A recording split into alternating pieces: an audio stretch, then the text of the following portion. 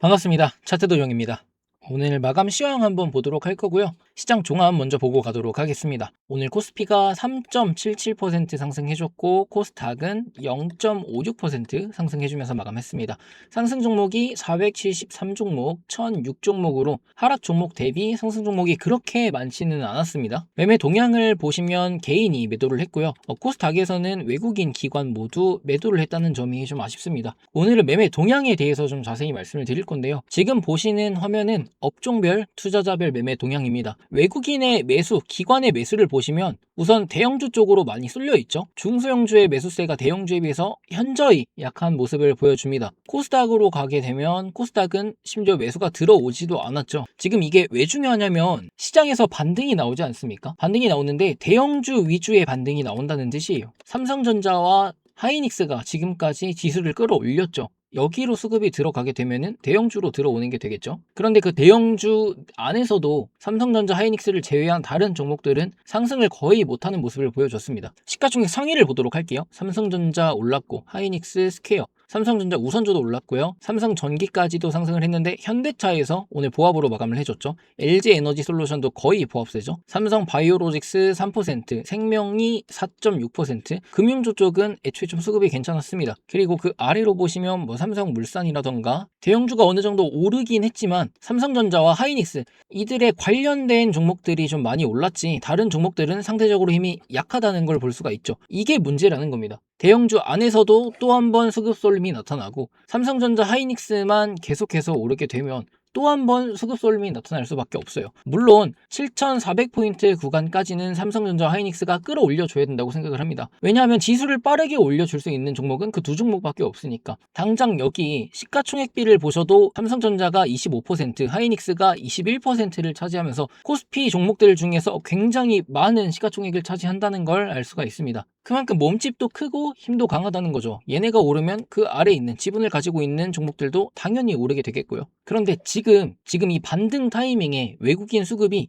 고루 들어가는 게 좋습니다. 이쪽에만 쏠리게 되면 어차피 얘네만 오를 확률이 높아요. 삼성전자, 하이닉스가 물론 바닥 자리라고는 하지만 현대차 봐보세요. 현대차는 제가 말씀드렸던 240선 오늘 40만 원을 깨버렸습니다. LG에너지솔루션도 물론 바닥이죠. 삼성바이오로직스는 딱히 크나큰 외국인 보유 비중에 대한 변함은 없습니다. 생명도 크지 않고요.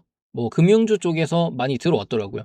기아도 실적 좋으니까 야금야금 들어오고 있고 물산, 지주 여러 가지 종목들이 외국인이 그렇게 많이 산 종목이 없습니다. 이렇게 많이 하락했음에도 불구하고 상단에서 매도를 하고 지금 바닥자리에서 사는 종목이 그렇게 많지 않다는 거예요. 제가 오전장에 어떤 걸 했냐면 외국인 보유 비중이 오르거나 혹은 버티고 있는 종목들, 매도하지 않은 종목들을 좀 추려봤습니다. 대략 100종목 정도를 추렸고 여기 안에서도 또 차트가 괜찮은 애들을 한 30종목, 40종목 정도를 추려냈어요. 제가 오전 영상에서도 말씀드렸던 게 이렇게 외국인이 많이 사고 있는 종목 혹은 매도하지 않은 종목들 이런 종목들을 잘 보시라고 말씀을 드렸죠. 지금 자리 고점에서 30% 40% 많으면 진짜 반토막 난 종목들이 매우 많은데 이렇게 매력적이라고 생각되는 자리에서조차도 매수세가 들어오지 않는다면 이런 종목들은 크게 상승을 보기는 어렵다는 거예요.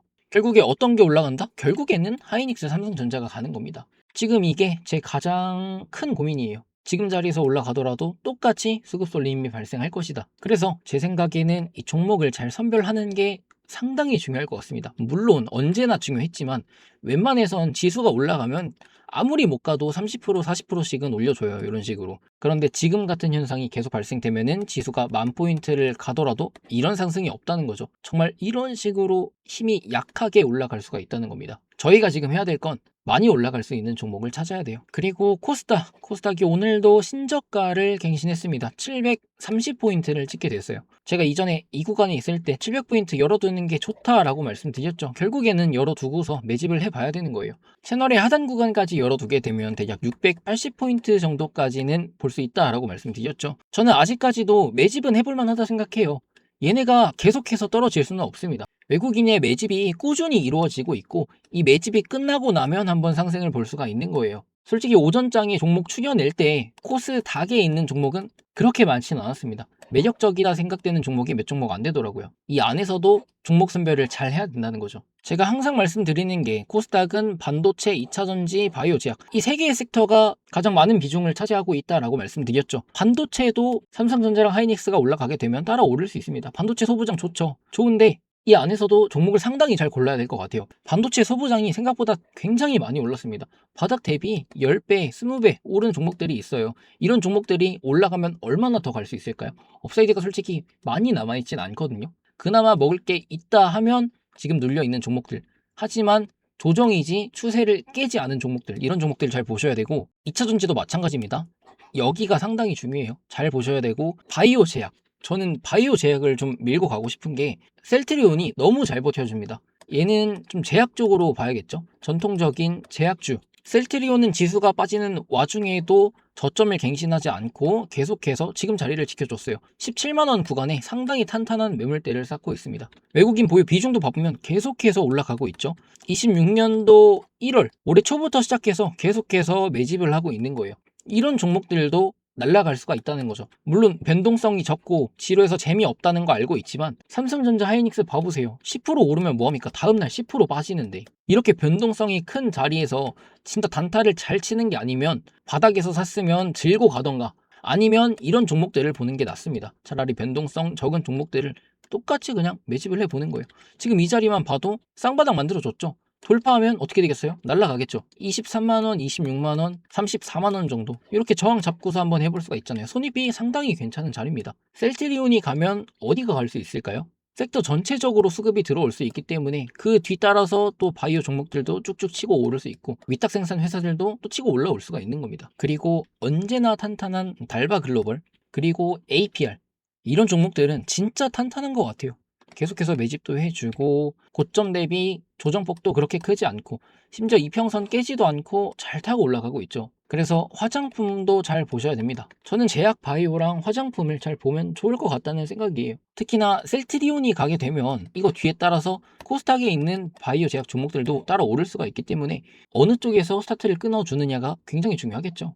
그리고 종목들 보면서 또 느낀 게 금융주 쪽 이번에 금리 인상을 하지 않았습니까? 금융, 은행주 쪽으로도 좀 수급이 몰리고 있는 것 같아요. 뭐 하나금융지주라던가 기업은행 이런 종목들도 뭐 스윙 보려면 볼 수가 있겠죠. 지금 눌려 있는 자리니까 한번 쭉 치고 올리는 이런 것도 가능하고 KB금융, K뱅크도 있습니다. 얘도 신규 상장주라고 할 수 있잖아요. 바닥을 계속 기고 있는데 여기에서 한번 그래도 공모가까지는 한번 튀어줄 수가 있습니다. 시가총액이 작은 종목들은 이런 움직임이 가능해요. 그래서 하나의 섹터를 보더라도 시가총액이 큰 종목들 그리고 작은 종목들을 나눠보시고 이 안에서 차트를 한번 비교해 보세요. 시가총액이 커서 무거운 종목들은 꿋꿋하게 우상향해주는 모습을 보여줍니다. 중간쯤에 있는 종목들은 따라 올라가다가 눌리는 자리가 있어요. 이런 종목들은 스윙이 가능하죠. 이런 식으로. 그리고 시가총액이 정말 작은 종목들은 바닥을 기다가 한 번씩 튑니다. 이런 거는 바로바로 한 번씩 줄 때 먹고 나와야 되는데 장기적으로 보기는 별로 안 좋은 그림이 나오겠죠. 왜냐하면 올랐다가도 바로 눌릴 수가 있으니까. 지수가 빠진다면 방어를 그렇게 잘하지는 못합니다. 그래서 보시게 된다면 웬만하면 시가총액 그래도 1조 이상인 종목들을 보는 게 좋을 거예요. 뭐 지수가 빠지니까 뭐 방어주 쪽으로 쏠릴 수도 있는 거고 금리가 인상되니까 이제 은행 쪽으로도 쏠릴 수가 있는 거고 이런 접근은 모두가 할 수 있지만 그 안에서 종목을 뽑아내는 게 중요하다는 겁니다. 어떤 걸 뽑느냐에 따라서 수익률도 달라지고 얘네들이 다 같이 빠지더라도 그 계좌에 대한 방어가 달라져요. 그래서 제가 말씀드리고 싶은 건 차트 공부를 하실 분들 본인이 유망하다 생각하는 섹터를 크게 몇 개 뽑아보시고 그 안에도 여러 가지 종목들이 있잖아요. 시가총액 순으로 좀 이렇게 줄을 세워보세요. 그리고 실적이 나오는지 안 나오는지를 체크하셔야 됩니다. 또 그 안에서도 그냥 꾸준한 실적이 나오는지 아니면 앞으로 장기적으로 큰 성장이 가능한지 이 정도도 비교해 보시고 또 그 안에서도 차트를 봐야 돼요. 얘네가 눌림목 자리에 있어서 스윙이 가능한지 아니면 쭉쭉 우상향을 하는 종목들이라서 바로바로 올라타는 게 좋은지 이런 식으로 큰 범주 내에서 작은 범주로 하나하나 비교해 보시면서 종목을 찾아보시면 좋을 것 같습니다. 너무 길게 말씀드리면 복잡해지니까 이 정도만 말씀드리고 다음에 순환매 종목 뽑는 법에 대한 영상을 또 찍어 드리도록 하겠습니다. 이번 영상은 여기까지 하고 마치도록 하겠습니다. 시청해주셔서 감사합니다.